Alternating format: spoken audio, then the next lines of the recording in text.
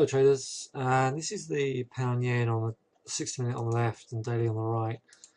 You can see it's a low volume week, it's a short week, so we came in contact, well we didn't quite come in contact with that resistance, but we came in contact with the 60-minute 200 and dropped into a support area. At the moment we are up to 170.20 area, just retesting that 50 EMA.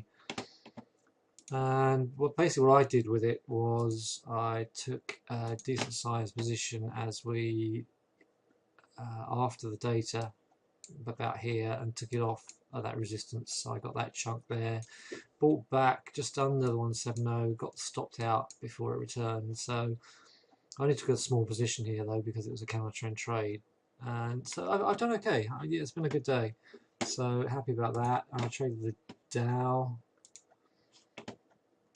If you look at this, the high on the Dow, that was a really nice resistance area from the open on the 9th of April.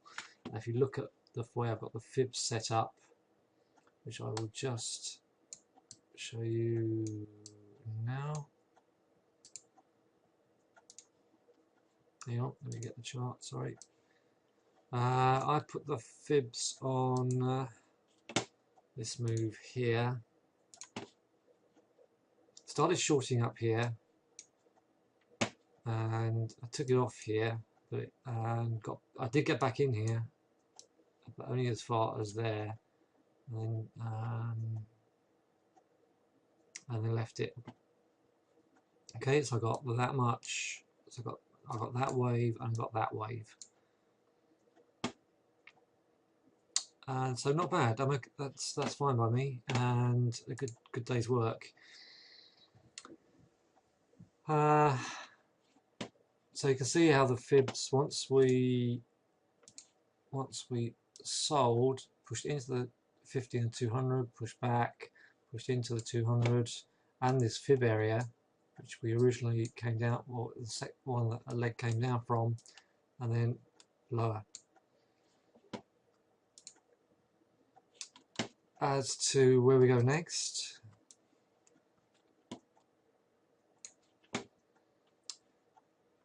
we've got 2¼ hours left of trading. So it depends on where, obviously depends on where we finish. If we get any kind of little run into the close, I suspect we might finish around about there. If that's the case, I would look to short any highs tomorrow around at the 220 area if it does creep up, to see if we can come down and test this 200. But the fact we've held the 16,000 could mean we could spend a little bit more time just winding around this area. Basically, it makes analysis a little bit tougher when you get a situation where we had the nice drop, the nice leg down. If we end up just sitting on that support and bouncing against that resistance, we could just chop around here for a bit before we get the next decision one way or the other.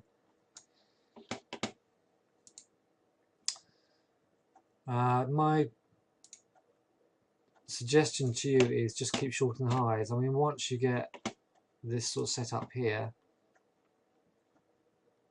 once you get double top like that, just short highs.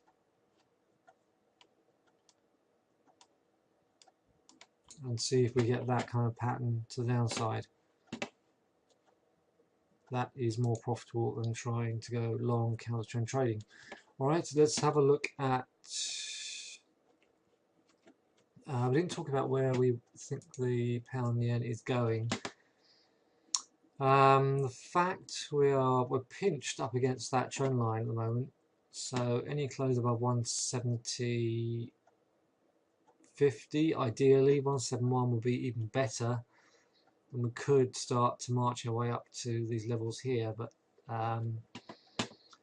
close here or lower under 170, then that is potentially going to roll over. And the euro yen, daily is right on the edge as well.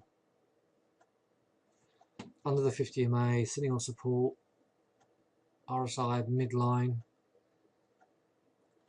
So let's see where that one leads you. The pound Aussie, I was going to trade this today. I was going to take a position in this, and for some reason my alarm didn't go off, unless it went off and I wasn't. No, it didn't go off. So we have this area of resistance up here, and a fib 127 extension underneath us. If that closes like that, then I will buy that level with a stop under these lows. So I will buy, let's just find the price, 178.42, and my stop will be under 177.30. I would treat that as a reversal pattern. The fact that we've had a new low, broken under the daily 200 and closed above and engulfed the previous day's bar, I would see that as a reversal pattern. Last time we had a reversal pattern like this is what happened. We had a reversal pattern here and here, all the way up. We had the same reversal pattern. So I'd be very happy to trade that to see if that can move to the upside. Pound Aussie dollar. Right, and let's finish looking at the yen pairs. This is the US dollar yen.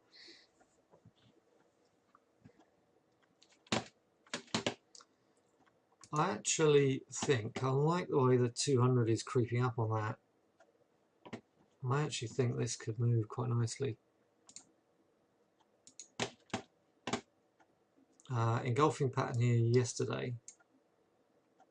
So if I see a lower level in that tomorrow, I'll buy that with a stop under there to see if that can break out of those highs and get back up here. It'll be a pretty big box at the moment. Little excursion out to underneath it and above it. But I would risk a small trade here just to see if this 200 EMA could hold, and we could spring back up to at least that resistance area.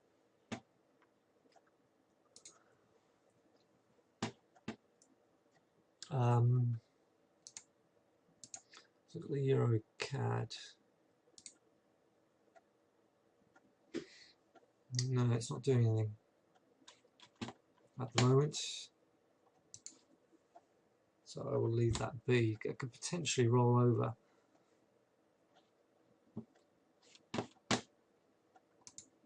Oil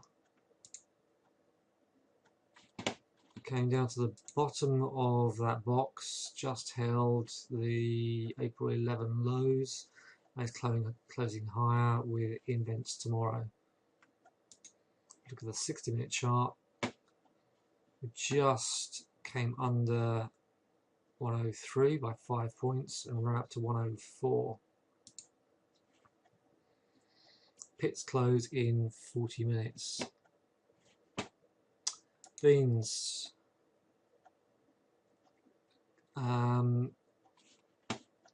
Nice trading. That was blue bar yesterday, and we just picked up and ran today, and the wheat